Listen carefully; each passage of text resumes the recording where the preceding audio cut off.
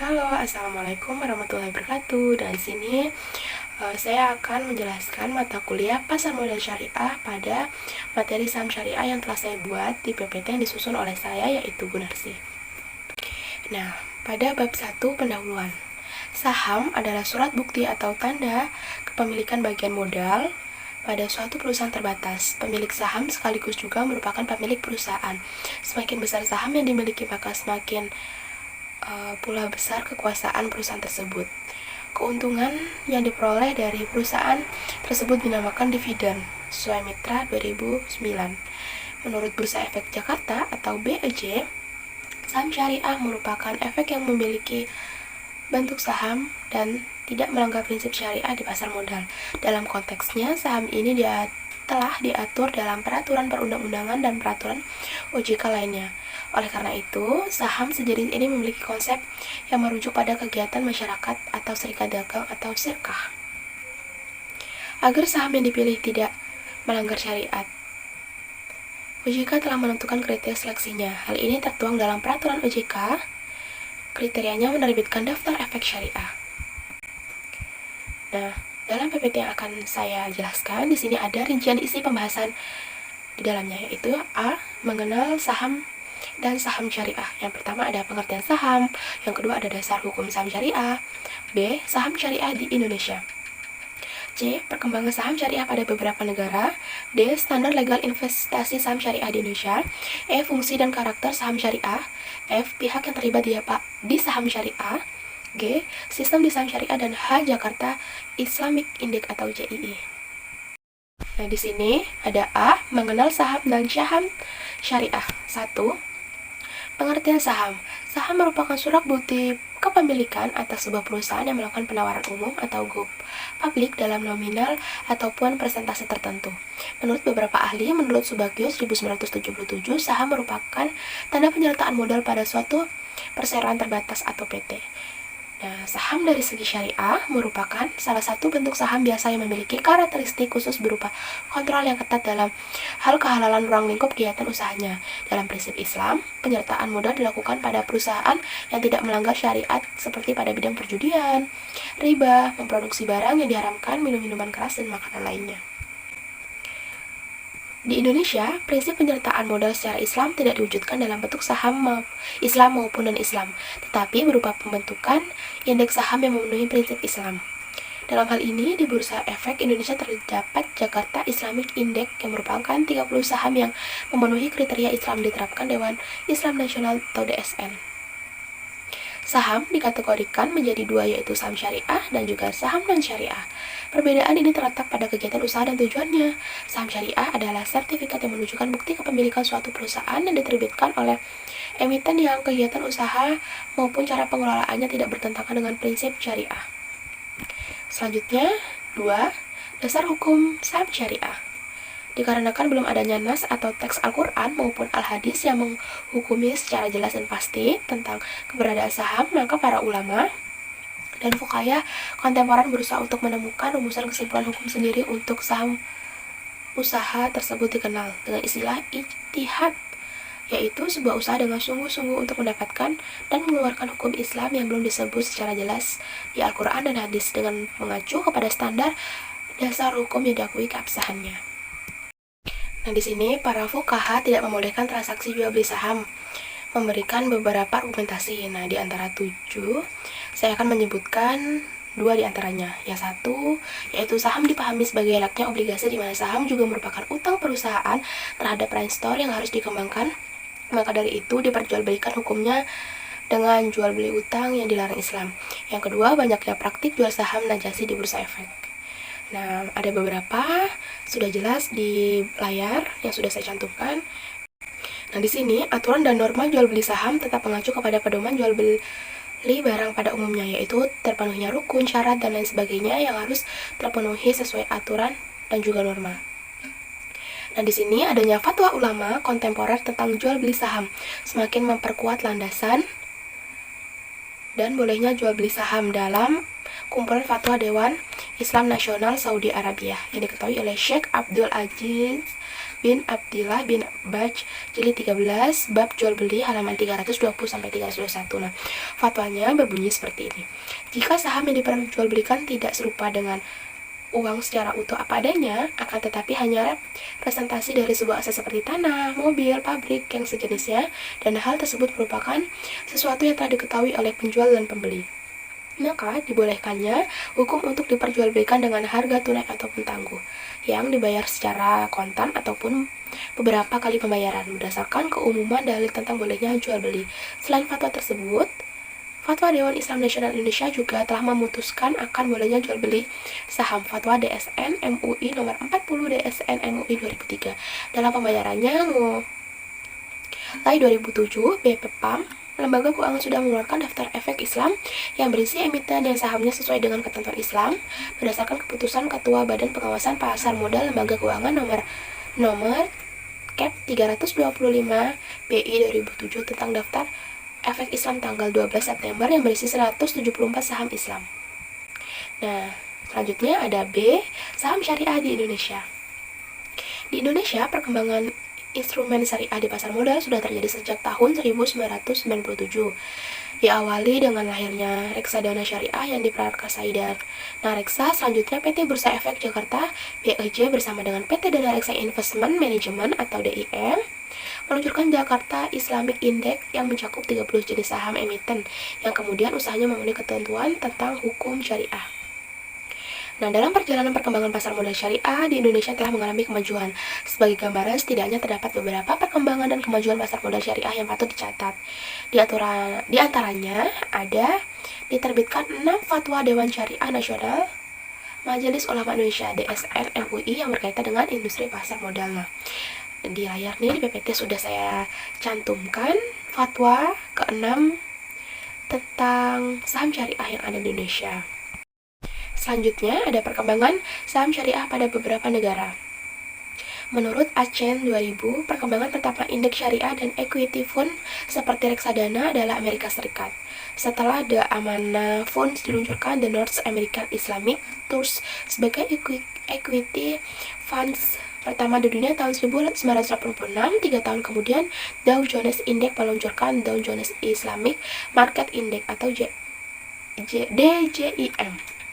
Nah, di sini ada secara spesifikasi langsung mengeluarkan perusahaan yang memiliki usaha di bidang-bidang berikut, seperti alkohol, rokok, daging babi, jasa keuangan konvensional, pertahanan dan persenjataan, hiburan. Nah, itu yang tidak memenuhi saham syariah di beberapa negara menjadi perbincangan. Pendanaan saham Islam mengalami pertumbuhan yang kuat selama paruh kedua tahun 1990. Pada tahun 1996 ada 29 pandangan Islam dengan nilai 800 juta dolar Amerika.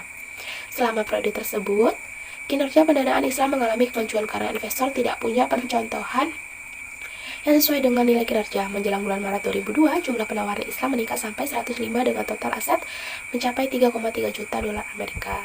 Pada akhir Desember, karena perhatian yang meningkat terhadap keuangan Islam, FTSE bekerja sama dengan investor internasional meluncurkan FTSE GIIS. Nah, GIIS merupakan indeks percontohan saham yang dirancang untuk mencatat kinerja dari perusahaan-perusahaan perdagangan publik yang terdepan. Pada Februari 1999, Dow Jones meluncurkan indeks pasar Islam yang pertama. Dow Jones Islam Market Index merupakan bagian dari kelompok indeks global Dow Jones yang meliputi dari 34 negara dan mencakup 10 sektor ekonomi, 18 sektor pasar, 51 kelompok, dan 89 sektor industri berdasarkan standar klasifikasi Dow Jones Global. DJIMI tidak memasukkan dalam indeks keseluruhan kelompok industri maupun yang menggambarkan ketidakcocokan dengan garis bisnis berdasarkan prinsip Islam. Suatu perubahan pada indeks diperlukan jika terjadi kejadian luar biasa seperti kebangkrutan, merger, dan pengambil alihan yang mempengaruhi komponen indeks. Selanjutnya, saat ada masalah baru dan hal tersebut juga dievaluasi berdasarkan kriteria DJIMI yang menentukan apakah akan dimasukkan dalam DJIMI. Telah dibahas sebelumnya bahwa pengeluaran bagian bisnis yang penting dari pendanaan portofolio Islam mengakibatkan risiko kehilangan bagian tertentu dari seluruh kinerja karena pusat Pesan minum-minuman keras secara umum dapat bertahan baik pada keadaan resesi global saat ini dan juga di antara perusahaan lainnya. Selanjutnya, kita lanjut ke bagian D. Ada standar legal investasi saham syariah di Indonesia. Nah, di sini Dewan Syariah Nasional atau DSN atau Al-Hay'ah Asy-Syariah Al-Watoniyah alias National Syariah Boards adalah suatu lembaga di bawah Majelis Ulama Indonesia atau MUI yang dibentuk 1999 telah mengeluarkan ketentuan mengenai kegiatan investasi di pasar modal syariah. Lembaga ini bertujuan untuk menggali, mengkaji, dan merumuskan nilai dan prinsip hukum Islam atau syariat untuk dijadikan pedoman dalam kegiatan transaksi di lembaga keuangan syariah dan mengawasi pelaksanaannya. Ketentuan tersebut dituangkan dalam beberapa fatwa MUI tentang kegiatan investasi di pasar modal Indonesia. Nah, fatwanya ada di DSN nomor 40, DSN MUI nomor 10 2003, tanggal 4 Oktober 2003, tentang pasar modal dan pedoman umum penerapan prinsip syariah di bidang pasar modal, telah menentukan tentang kriteria produk investasi sesuai dengan ajaran Islam. Nah, produk tersebut harus memenuhi syarat. Yang pertama, di jenis usaha. A. Usaha perjudian atau permainan yang tergolong judi atau perdagangan yang dilarang. B. Lembaga keuangan konvensional atau ribawi termasuk perbankan asuransi konvensional. Dan C. Produsen, distributor, dan penyedia barang dan jasa yang merusak moral bersifat mudarat. Dan D. Yang memproduksi makanan dan minuman haram. Yang kedua ada jenis transaksi yang harus dilakukan menurut prinsip kehati-hatian. Ada nasi, terus yang B insider trading, C iktikar atau penimbun, dan D margin trading transaksi atas efek syariah. Selanjutnya kita masuk di fungsi dan karakter saham syariah. Nah, pada fungsi keuangan, pasar modal berperan sebagai sarana bagian pendanaan usaha atau sebagai sarana bagi perusahaan untuk mendapatkan dana dari masyarakat pemodal atau investor.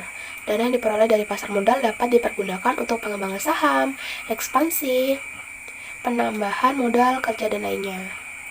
Nah, di sini ada menurut Matweli 1995 fungsi pasar syariah. Nah, salah satunya ada satu, memungkinkan perusahaan untuk meningkatkan modal dari luar untuk membangun dan mengembangkan lini produksinya. Selanjutnya di bagian segi karakteristik yang diperlukan dalam pasar modal, yaitu 1. Semua saham harus diperjualbelikan pada bursa efek. 2. Bursa perlu mempersiapkan pasca perdagangan saat saham dapat diperjualbelikan. Yang ketiga, semua perusahaan yang mempunyai saham yang dapat diperjualbelikan di bursa efek diminta menyampaikan informasi tentang perhitungan keuntungan dan kerugian serta neraca keuntungan kepada komite manajemen bursa efek dengan jarak tidak lebih dari 3 bulan. Nah, di yang keempat ada komite manajemen menerapkan harga saham tertinggi HST tiap-tiap perusahaan dengan interval tidak lebih dari 3 bulan. Nah, di dalam komite ada harus yang dipenuhi, yaitu A. Komite manajemen harus memastikan bahwa semua perusahaan yang terlibat dalam bursa mengikuti standar akuntansi syariah. Selanjutnya yang B. Perdagangan saham mestinya hanya berlangsung dalam 1 minggu periode perdagangan setelah menentukan HST. Yang C. Perusahaan hanya dapat menerbitkan saham baru dalam periode perdagangan dan dengan harga HST. Selanjutnya di bagian F, pihak yang terlibat di saham syariah. Ada emiten, penjamin emisi, badan pelaksanaan pasar modal, dan juga bursa efek. Terus ada perantara perdagangan efek dan juga investasi. Itu pihak yang menanamkan modal dalam bentuk efek. Selanjutnya di bagian G ada sistem di saham syariah. Nah, di dalam pasar modal syariah, dalam konteks saham syariah, pada dasarnya tidak boleh mengandung transaksi ribawi, transaksi garar, dan juga tidak boleh bergerak pada sektor yang diharamkan oleh syariah. Nah, pada pasar modal ini seharusnya bebas dari transaksi yang tidak beretika seperti manipulasi pasar, insider trading, dan short selling. Nah, transaksi pembelian dan penjualan saham di pasar modal syariah tidak boleh dilakukan secara langsung dan dilarangkan dalam Islam. Hal tersebut dikarenakan pada penjualan saham di pasar modal konvensional, investor dapat membeli dan menjual saham secara langsung dengan menggunakan jasa broker atau pialang. Nah, selanjutnya di bagian H ada Jakarta Islamic Index atau JII. Nah, Jakarta Islamic Index merupakan indikator yang dikembangkan oleh BEJ bekerja sama dengan Dana Reksa Investment Management untuk merespon kebutuhan informasi yang berkaitan dengan investasi syariah. Jakarta Islamic Index merupakan penyaring filter terhadap saham yang listing. Rujukan dalam penyaringannya adalah fatwa syariah yang dikeluarkan oleh Dewan Syariah Nasional atau DSN. Perbedaan mendasar atas indeks konvensional dengan indeks Islam adalah bahwa indeks konvensional memasukkan seluruh saham yang tercatat di bursa dengan mengabaikan aspek halal haram, asalkan saham emiten yang terdaftar listing sudah sesuai dengan aturan berlaku. Nah, di sini ada beberapa kriteria investasi Islam berdasarkan fatwa Dewan Syariah Nasional. Yang pertama ada perusahaan yang mendapatkan dana pembiayaan atau sumber dana dari utang tidak lebih dari 30% dari risiko modalnya. Yang kedua, pendapatan bunga yang diperoleh perusahaan tidak lebih dari 15%. C. Perusahaan yang memiliki aktiva kas atau piutang yang jumlah piutang dagangnya atau total piutangnya tidak lebih dari 50%. Di sini juga ada saham yang dipilih untuk masuk ke dalam indeks syariah. Ada beberapa kriteria sudah saya masukkan. Nah nih, yang pertama ada 1. Memiliki kumpulan saham dengan jenis utama yang tidak bertentangan dengan syariah dan sudah tercatat minimal 3 bulan kecuali saham tersebut masuk dalam 10 besar kapitalisasi. Yang kedua, memilih saham berdasarkan laporan keuangan tahunan atau tengah tahunan terakhir, memiliki aktiva minimal sebesar 90%. Yang keempat, memiliki 30 saham dengan urutan berdasarkan tingkat likuiditas rata-rata nilai perdagangan selama 1 tahun. Nah, selanjutnya di sini kita sudah pada bagian bab 3 penutup. Nah, indeks syariah telah menjadi bagian atau instrumen dalam transaksi di pasar modal. Setiap surat berharga yang masuk di pasar modal syariah harus melalui seleksi yang ketat pada indeks syariah, yaitu JII, Jakarta Islamic Index. Seleksi tersebut merupakan bagian proses penawaran efek syariah sebelum ditawarkan pada investor melalui pasar modal. Di antara indeks syariah yang selalu diminati di tingkat investor adalah saham syariah, reksadana syariah, obligasi syariah atau sukuk, yang merupakan bagian yang tidak dapat dipisahkan dalam transaksi di pasar modal. Nah, lembaga ini memberikan syarat terhadap efek syariah dengan usaha utama tidak bertentangan dengan syariat Islam yang diatur melalui fatwa DSN MU. Dengan keberadaan indeks syariah, maka bank Islam dan lembaga keuangan syariah lainnya memiliki alternatif untuk menginvestasikan dana mereka dan mendistribusikan keuntungan mereka kepada nasabah-nasabah mereka. Nah, sekian dan terima kasih. Itu tadi penjelasan singkat dari saya mengenai materi dari saham syariah.